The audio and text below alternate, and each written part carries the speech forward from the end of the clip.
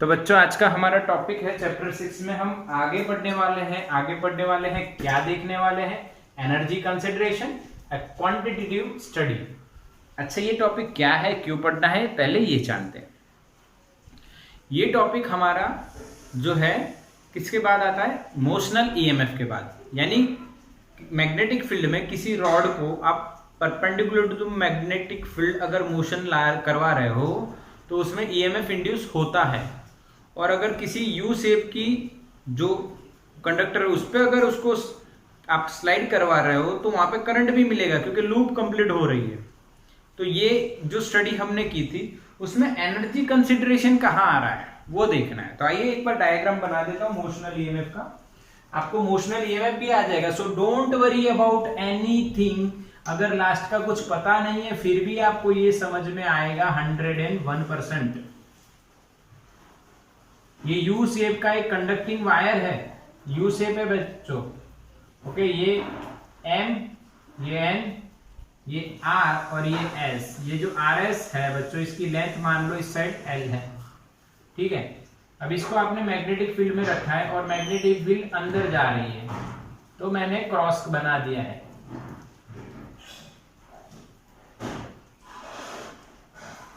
ठीक है, आप डॉट भी बना सकते हो पर फिर उस टाइम पे आपको जो ध्यान रखना है वो आपको पता होना चाहिए कि भाई डॉट बनाएंगे तो क्या आएगा और क्रॉस बनाएंगे तो कैसे, हमें प्रोसीजर आगे समझना है। अब इस पे एक रॉड लिया हमने,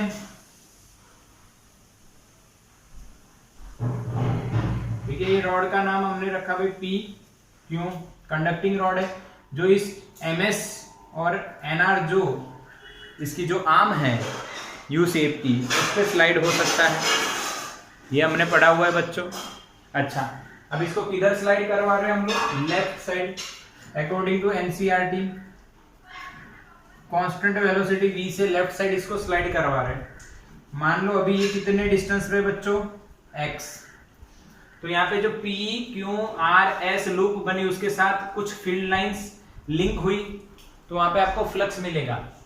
फ्लक्स का इक्वेशन देखो, v a cos theta, cos 0 होगा। मोशनल ईएमएफ चला रहा हूं बच्चों, मोशनल ईएमएफ चला रहा हूं, वो आपको आना चाहिए। कई बच्चे एब्सेंट होंगे तो नहीं देखा हो वीडियो तो ये एक बार समझ लो फटाफट, रिवीजन के तौर पे अभी आप देख सकते हो। तो अब इसको समझते हैं। एरिया कितना होगा इस लूप का, PQRS लूप का एरिया बोलो। ये L है, ये X है, तो एरिया कितना होगा बच्चों, LX।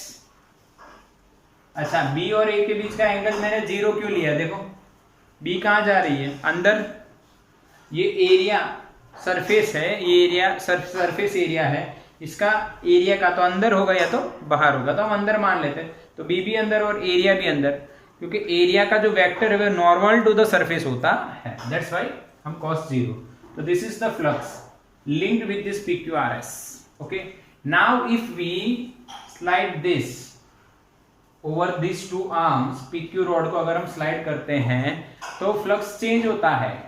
फ्लक्स चेंज होता है तो ईएमएफ इंड्यूस होता है। तो अकॉर्डिंग टू फैराडेस लॉ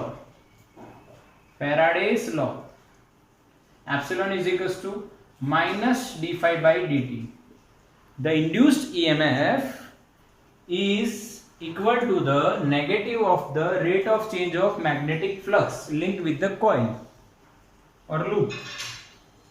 अब माइनस BL कांस्टेंट है, वो चेंज नहीं होंगे, तो dx by dt यानी वेलोसिटी। अब dx इंक्रीज हो रहा है या डिक्रीज हो रहा है, तो x डिक्रीज हो रहा है यानी dx डिक्रीज होगा, यानी ये नेगेटिव बनेगा। तो नेगेटिव पॉजिटिव आप लिखोगे BLV। This is the equation of motional EMF. This EMF is induced due to the motion of this rod. That's why this EMF is called motional EMF. क्या बच्चों समझ में आया, क्या बच्चों समझ में आया, हाँ के ना,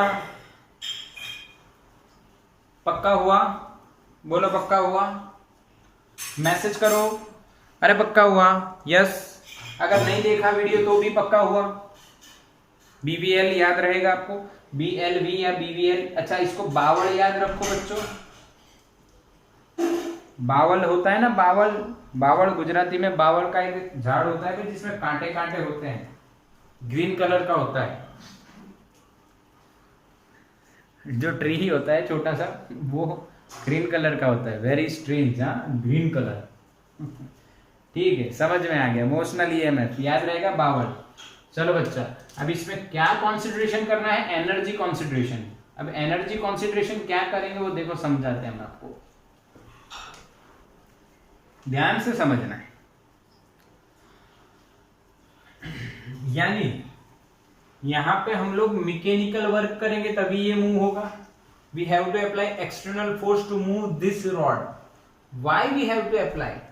जैसे कि ये इधर आया तो नंबर ऑफ फील्ड लाइंस घटेंगी, तो फ्लक्स डिक्रीज हुआ, फ्लक्स घटा तो उसका अपोज होगा, अपोज में फ्लक्स को क्या करना पड़ेगा? इंक्रीज। लेंज लो बता रहा हूं मैं, लेंज लो। इंक्रीज करने के लिए जो बी होगी वो कौन सी डायरेक्शन में होगी? एक्सटर्नल के सेम डायरेक्शन में, तभी तो फ्लक्स इंक्रीज होगा, क्योंकि बी इंक्रीज होगा जब सेम डायरेक्शन में होगा। तो यहाँ पे एक्सटर्नल जो बी है वो अंदर जा रहा है, तो इसमें जो मैग्नेटिक, इसमें जो करंट इंड्यूस हुआ, ईएमएफ इंड्यूस हुआ, उसके कारण जो बी मिलेगा वो भी अंदर जाना चाहिए, अंदर ही जाना चाहिए, तभी तो बी सेम होगा। बी सेम डायरेक्शन में हुआ तो फ्लक्स मैक्सिमम होगा, यानी अपोज होगा। यही लेंस लॉ है। तो बी अंदर करेंगे तो करंट कैसे आएगा? अंगूठा अंदर ले जाओ तो ये कौन सी डायरेक्शन हुई बच्चों? Clockwise, clockwise direction. हाँ के ना? पक्का? ये लेंस लॉ है बच्चों। जो फ्लक्स है उसका अपोज करना है, और अपोज करने के लिए बी कौन सी डायरेक्शन में होना चाहिए? सेम या तो अपोजिट। अब अपोज में क्या है? जैसे इस रॉड को ऐसे ले जाओगे तो number of field lines with P Q R S loop decreases, that's why we can say that flux decreases. If flux decreases, so according to the Lenz law, we have to oppose this induced current in this loop will oppose the decrease in flux. तो उसका oppose क्या होगा? Increase.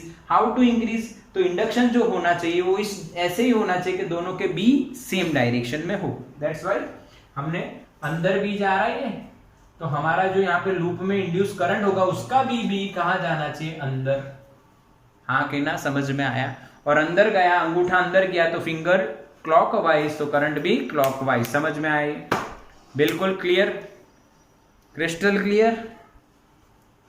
अच्छा, तो बिल्कुल समझ में आ गई ये बात। अब हम क्या करने वाले ये देखो, क्वांटिटेटिव अप्रोच में एनर्जी को कंसीडर करना है इसमें। तो ये बात ये हुई, इसकी लेंथ IL है,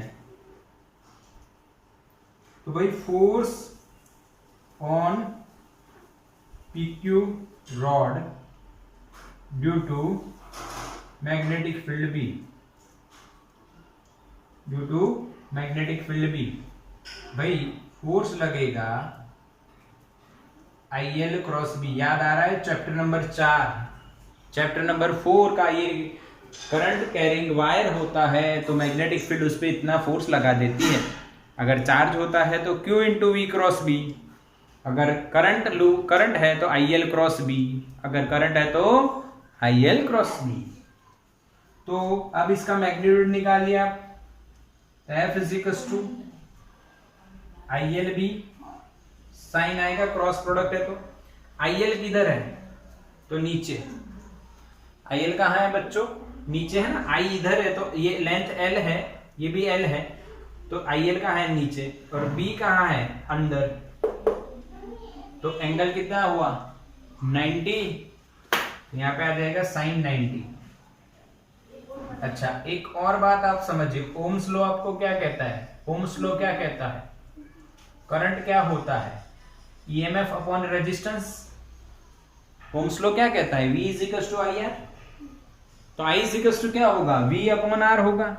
I इजिकल टू क्या होगा? V अपॉन R होगा। तो V क्या है? मैंने एप्सिलॉन लिखा, R अपना रेजिस्टेंस है बच्चों, इस लूप का रेजिस्टेंस R मान लो। एप्सिलॉन इंड्यूस्ड EMF कितना भाई? BLV by R, BLV by R। अच्छा, यहां पे मैग्नीट्यूड लिख रहा हूं, इसलिए नेगेटिव नहीं लिखा। BLV, समझ में आया? तो अगर मैंने I की वैल्यू BLV अपॉन R लिखी यहां पे, तो BL तो पहले से ही है, तो B square L square V upon R, this is the equation of force. समझ में आया? This is the equation of force. Yes और नो मैसेज करो, इतना क्लियर हुआ? यस, बिल्कुल क्लियर। बच्चों आप मैच्योर्ड स्टूडेंट्स हो, आपको पता है कि सिंपल प्रोसेस क्या है। भले ही लास्ट लेक्चर देखा कि नहीं देखा, पर ये आना चाहिए आपको, पक्का होना चाहिए। BLV अपॉन R बिल्कुल पक्का होना चाहिए। ठीक, मेरी बात समझ में आ रही है आपको? अब ये फोर्स की डायरेक्शन देखो, ये फोर्स की डायरेक्शन बताओ। तो IL है नीचे, B है अंदर। हाँ, IL दिख रहा है ना, ये मैंने ऐसे किया, इसका मतलब समझ लीजिए आप। IL कहाँ है? नीचे। B कहाँ है? अंदर। तो IL क्रॉस B तो इधर जाएगा। तो ये जो फोर्स है बच्चों, ये इधर लगेगा, F, due to magnetic field. लिखो चाहे मत लिखो, पर ऐसे लगेगा। यानी कि ये फोर्स इस रॉड को इस साइड मूव होने नहीं देगा, so that to move the PQ rod, to move PQ rod with constant velocity, F is equals to B square L square V by R is required in the left direction. Yes or no? हाँ के ना? अगर velocity constant रखनी है तो force same होना चाहिए, यानी दो टोटल फोर्स 0 होना चाहिए, तभी वेलोसिटी क्या होगी? कांस्टेंट होगी। तो ये करंट इंड्यूस होने के कारण इस रॉड पे राइट साइड, आपकी राइट साइड अगर ये फोर्स लग रहा है, तो इस रॉड को आपको v कांस्टेंट वेलोसिटी से लेफ्ट साइड मूव कराने के लिए लेफ्ट साइड इतना ही फोर्स लगाना पड़ेगा। यस और नो? हाँ के ना? तो this force is applied by some external agent, या तो हम लगा रहे हैं या कुछ अरेंजमेंट किए कि जिससे ये फोर्स लग रहा है। तो this force is called mechanical force. हाँ के ना? जो हमें लगाना पड़ेगा। क्यों लगाना पड़ेगा? क्योंकि इसमें करंट इंड्यूस होगा, थोड़ा ही चलते ही करंट इंड्यूस होने के कारण इसमें इस डायरेक्शन में फोर्स लगना स्टार्ट हो जाएगा due to the magnetic field, और हमें इसको इधर मूव करवाना है तो उतना ही फोर्स लगाना पड़ेगा। और हमें कितने से मूव करवाना है? कांस्टेंट वेलोसिटी F से, सॉरी V से इधर मूव करवाना है, तो इतना ही फोर्स लगाना पड़ेगा। अब हमने ये मैकेनिकल फोर्स लगाया, तो मैकेनिकल पावर बनेगा यहाँ पे। क्योंकि हमने एनर्जी की बात कर रहे हैं, तो हम मैकेनिकल एनर्जी दे रहे हैं, क्योंकि फोर्स लगा रहे हैं, वर्क कर रहे हैं, मैकेनिकल वर्क कर रहे हैं, तो हम मैकेनिकल पावर कंसीडर कर रहे हैं। तो P is equals to F dot V। 11th standard chapter number 6, 11th standard का चैप्टर नंबर 6 फर्स्ट सेमेस्टर में आया था, आपने पढ़ा था F डॉट V। अब F V, ये F कौन सा बच्चों? एक्सटर्नल फोर्स, जो हम इस डायरेक्शन में लगाएं। इस डायरेक्शन में उतना ही फोर्स हमें लगाना पड़ेगा इक्वल, तभी ये कांस्टेंट वेलोसिटी से चल पाएगा इधर। तो एफ वी कॉस, एंगल बताओ, F और V के बीच का एंगल 0। अब F की वैल्यू रख दो, B square L square V square upon R, this is the mechanical power by PM, mechanical power applied by external or provided by the external force. If you apply external force F to move the rod PQ with constant velocity, then the power mechanical power is equals to B square L square V square by R. R is the resistance. R is the resistance of this PQRS loop. Okay, this is the magnetic field. L is the length. Okay, और V is the magnitude of the velocity. समझ में आया? यानी ये हमने mechanical work किया, mechanical power provide किया, okay, इतना। उस पावर से इसमें करंट जनरेट हो रहा है, करंट जनरेट हो रहा है तो इलेक्ट्रिकल एनर्जी आएगी। मैकेनिकल एनर्जी से हमने उसको पावर प्रोवाइड किया, उससे इसमें करंट इंड्यूस होना स्टार्ट हो गया और वह होता ही रहेगा। वो करंट इंड्यूस होने के कारण उसमें इलेक्ट्रिकल एनर्जी आया।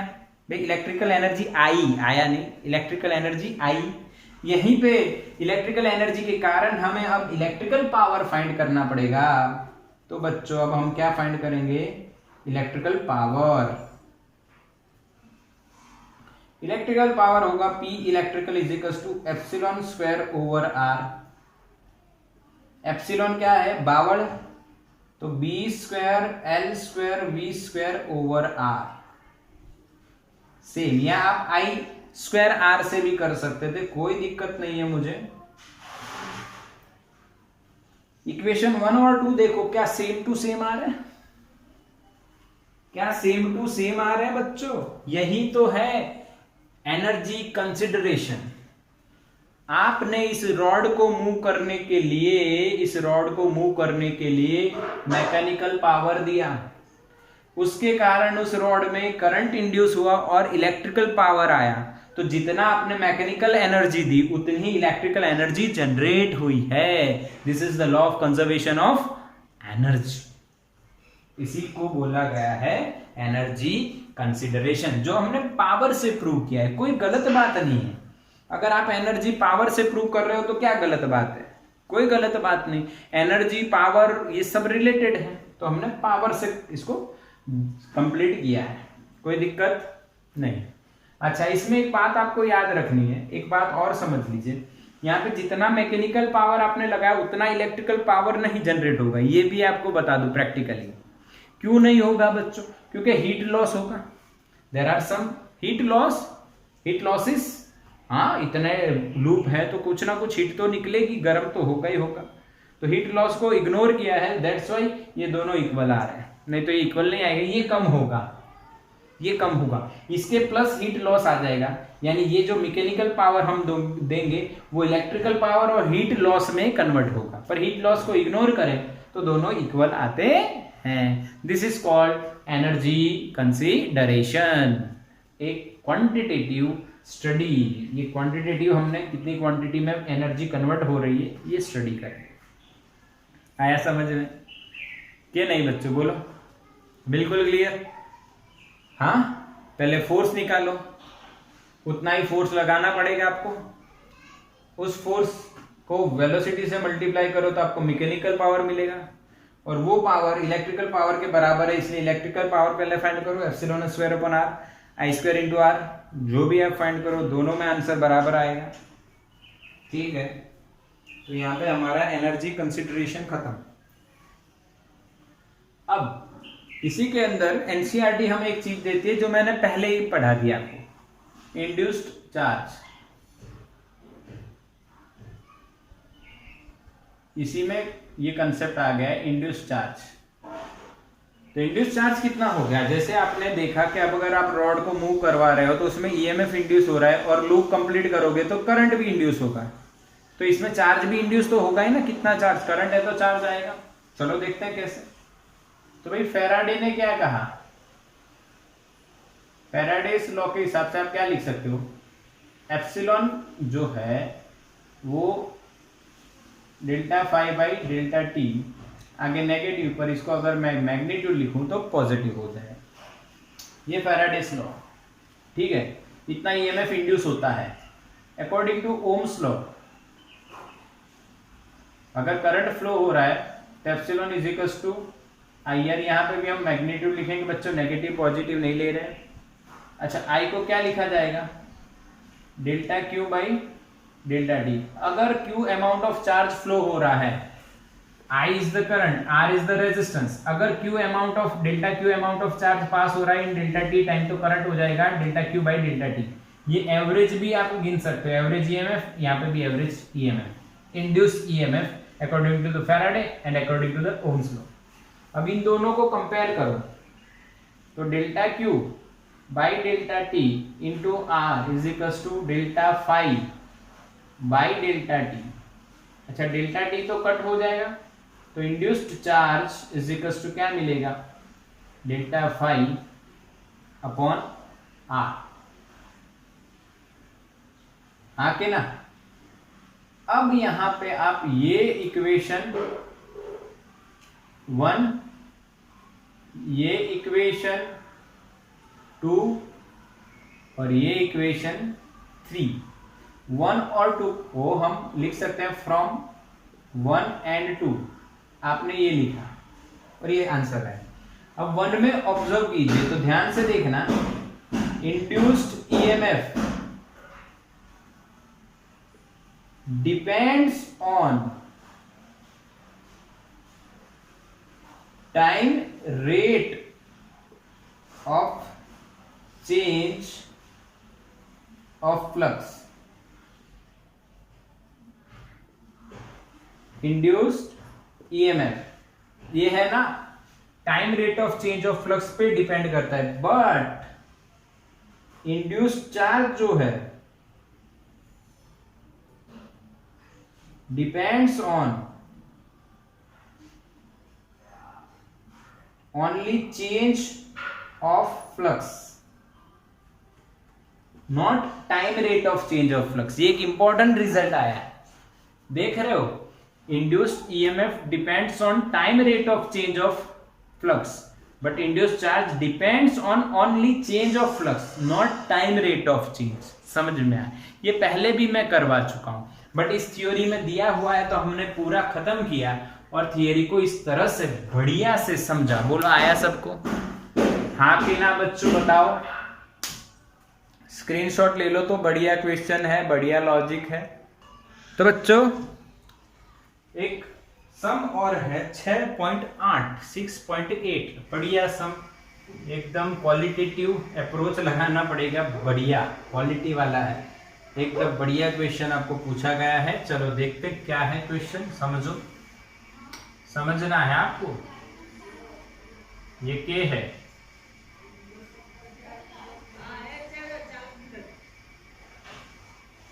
ये एल है और ये एम है, और ये अगेन वही यू शेप रॉड है बच्चों। ये जो पोजीशन है, जो के वाली पॉइंट की बात कर रहे हैं, वो आपको दिया है भाई x बराबर 0 है। जो ये L वाला है वहां पे आपको दिया है x बराबर b, और ये जो m है वहां पे आपको दिया है x बराबर 2b, यानी कोई वैल्यू है 0 b 2b ऐसे है। अच्छा अब आप मैग्नेटिक फील्ड डॉट किए या क्रॉस किए हैं? डॉट है, तो मैग्नेटिक फील्ड डॉट पे चल रहे भाई 1 2 3 4 डॉट करेंगे हम यहाँ पे, और आप देखोगे तो L तक ही है।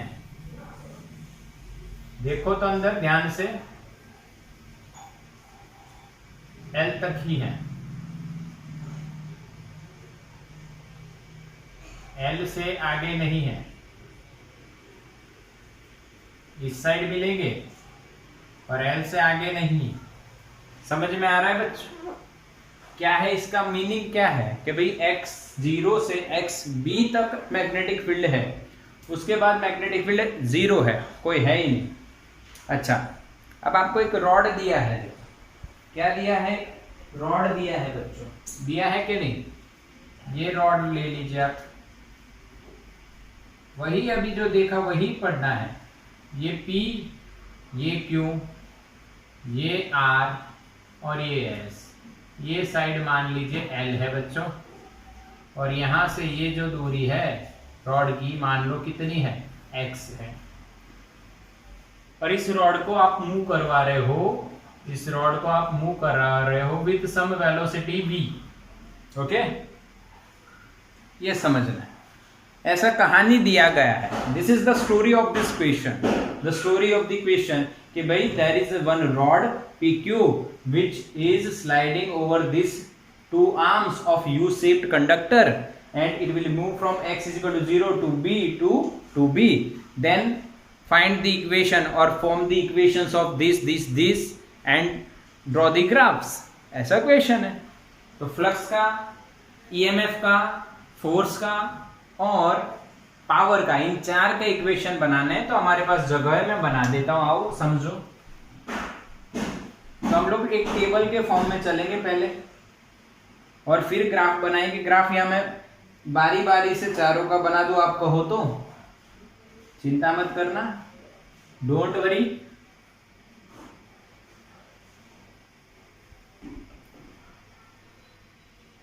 ओके, यहां पे हम फिजिकल क्वांटिटी लिखेंगे।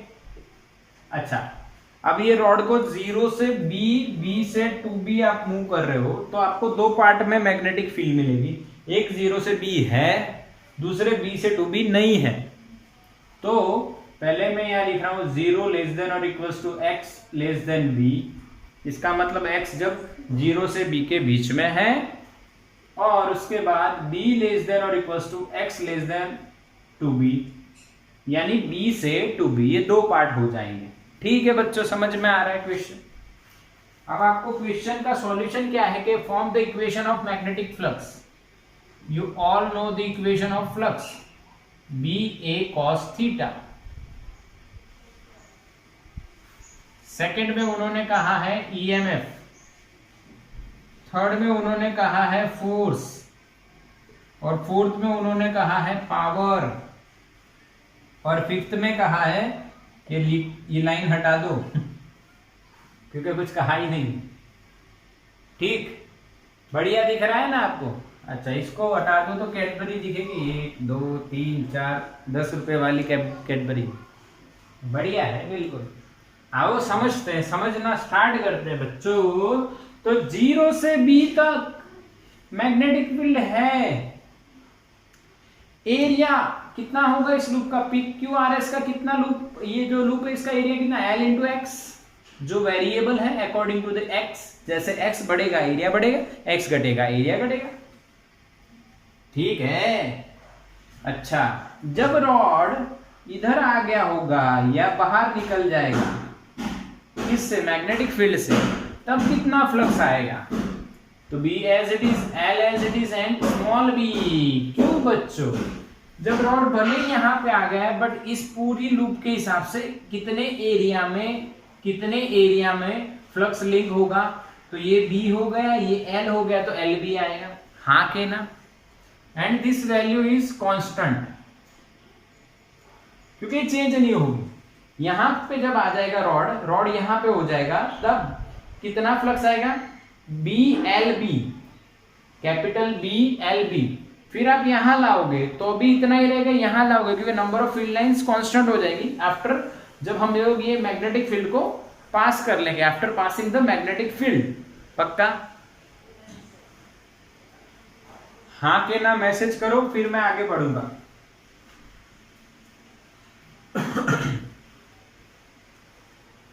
समझ में आया? यस और नो बोलो बेटा।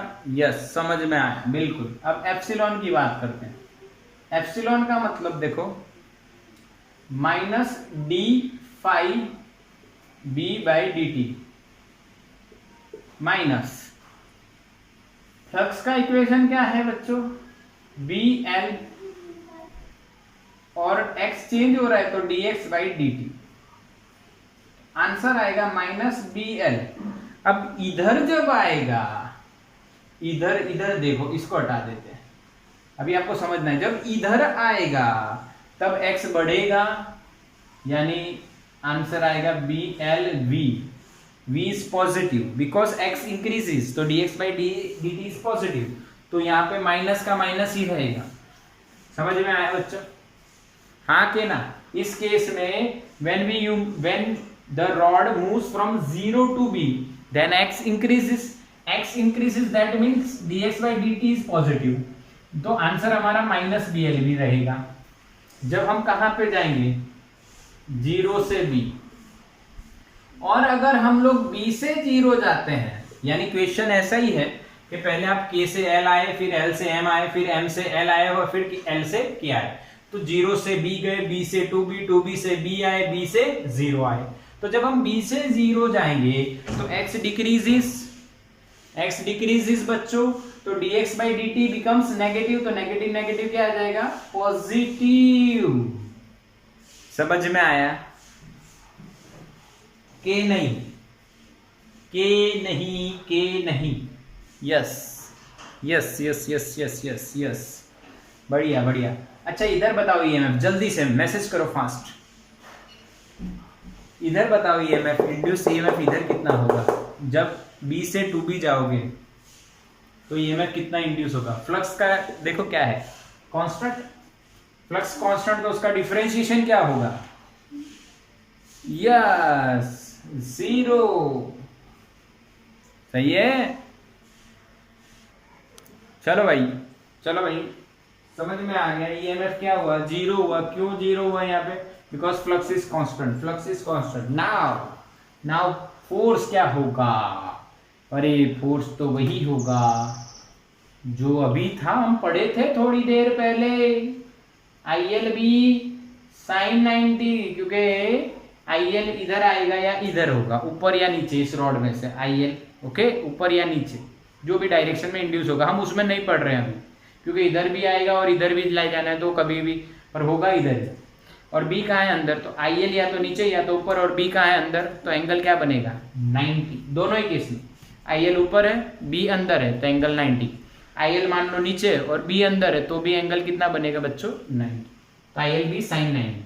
I की वैल्यू क्या रखोगे, एप्सिलॉन अपॉन आर, एप्सिलॉन यानी BVL, तो ये आपका आंसर आएगा B square L square V upon R. ये अभी अभी हम लेके आए थे, अभी अभी हम लेके आए थे बच्चों, समझ में आ रहा है। ये फोर्स है, ये किसका इक्वेशन है, फोर्स है। अच्छा, जब जीरो से B चल रहे हो और B से जीरो चल रहे हो, अच्छा इसके बाद तो फोर्स नहीं लगेगा ना, क्योंकि यहाँ पे तो मैग्नेटिक फील्ड है ही नहीं, तो फोर्स लगने वाली कोई बात ही नहीं है, कोई लगाने वाली बात ही नहीं है। समझ में आ रहा है, यस यस।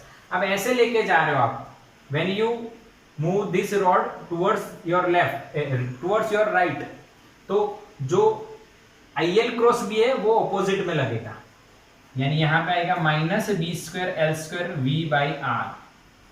और जब आप B से जीरो जाओगे, वेलोसिटी इधर होगी, तो IL क्रॉस B उसके ऑपोजिट डायरेक्शन में, यानी plus B square L square V by R. बोलो समझ में आया कि नहीं।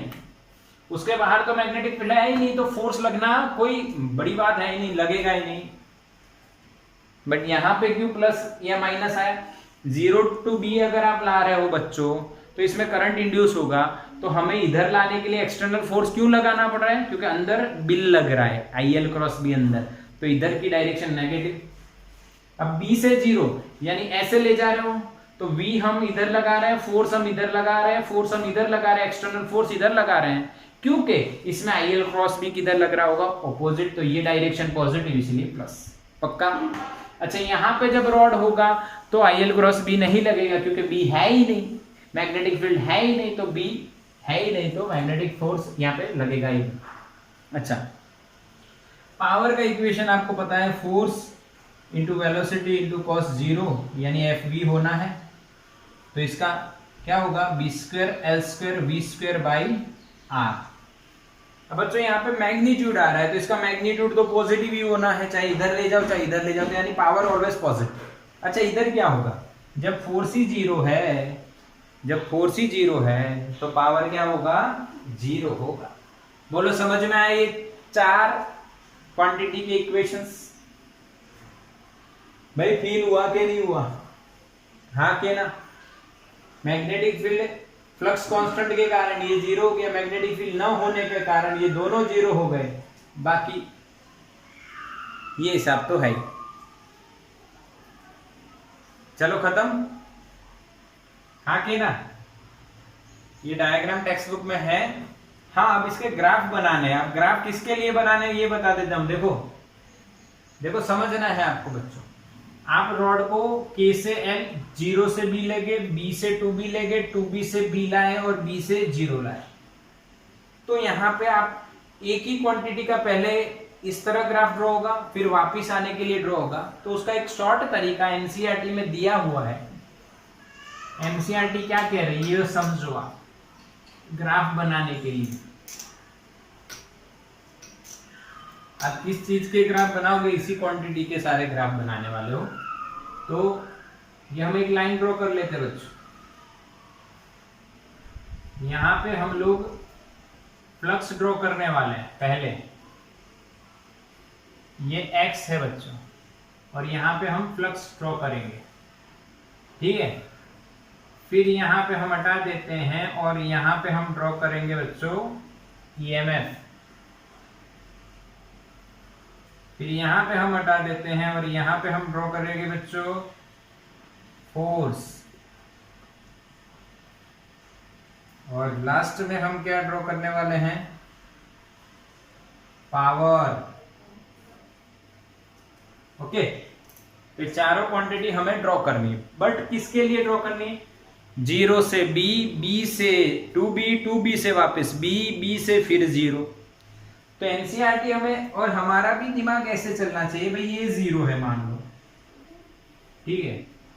फिर यहाँ पे आप B, यहाँ पे 2B, फिर यहाँ पे B और यहाँ पे 0, ऐसे मान लो। एनसीईआरटी ऐसा कहती है कि भाई यहाँ पे आपने अगर मान लो ये B ले लिया, तो उसके बाद आप कहाँ जाओगे? 2B पे, फिर वापस कहाँ आओगे? B पे, और फिर कहाँ जाओगे? C। यानी एनसीईआरटी में बढ़िया लॉजिक दिया हुआ है कि आपको 2 बार ग्राफ नहीं ड्रॉ करना, एक ही बार 0 से B, B से 2B, फिर वापस के लिए भी इसी में ड्रॉ कर दो। चलो तो स्टार्ट करते हैं। सबसे पहले फ्लक्स का बनाते हैं। तो देखो फ्लक्स का इक्वेशन 0 से B, ये 0 है, ये B है, ये 2B है, ये B है और ये 0 है, ठीक है। चलो बनाते हैं। तो 0 से B, BLX, यानी flux is directly proportional to x, यानी इंक्रीज होगा लीनियरली। समझ में आया? हाँ कि ना बोलो, समझ में आया? Directly proportional to x, BL is constant, x is variable, vary हो रहा है, तो डायरेक्टली प्रोपोर्शनल इंक्रीज होगा, क्योंकि ऐसे जाएगा तो पहले यहाँ पे ये PQ, ये RS टच है, फिर जैसे गया तो नंबर ऑफ फील्ड लाइन बढ़ेगी तो फ्लक्स इंक्रीजेस। अच्छा, B से 2B क्या आएगा? स्ट्रेट लाइन, हॉरिजॉन्टल, क्योंकि कांस्टेंट, BLB कांस्टेंट। ओके, ये वैल्यू आप यहां पे बता भी सकते हो बच्चे ऐसे। ये फ्लक्स है, ये वैल्यू कितनी? BLB, okay, maximum. अच्छा, अब 2B से B आए, तो 2B से B आए तो भी कांस्टेंट। अब B से 0, जब B से 0 आओगे तो BLX ही होगा, पर X घटेगा, घटेगा यानी डिक्रीज होगा लीनियरली, स्ट्रेट लाइन होगी, हाँ ऐसे डायरेक्टली प्रोपोर्शनल, पर डिक्रीज हो रहा है। बोलो समझ में आया कि नहीं? बोलो बच्चों हाँ कि ना? 0 से B इंक्रीज, B से 2B कांस्टेंट, 2B से B कांस्टेंट और B से 0 डिक्रीज। चलो अब बात करते हैं एप्सिलॉन EMF की। तो 0 से B जब जाते समय की बात है, 0 से B, तो BLB।